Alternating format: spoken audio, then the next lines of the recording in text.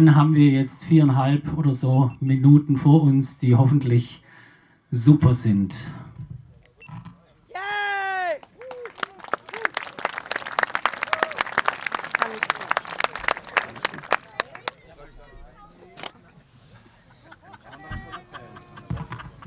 So, jetzt melde ich mich auch nochmal. Vielen Dank an Uli, dass ich hier moderieren darf. Wir fangen jetzt an mit der Tagesfeuerwerkshow von Lara. Wir zählen jetzt gemeinsam von 3 runter und um 0 zündet sie. 3, 2, 1, 0.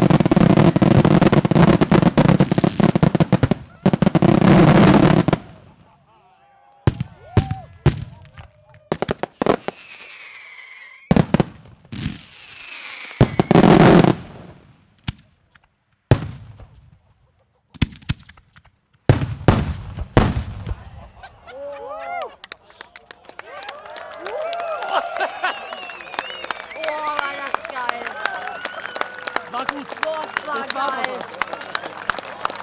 Freunde, das ist gut. Wahnsinn. Wahnsinn.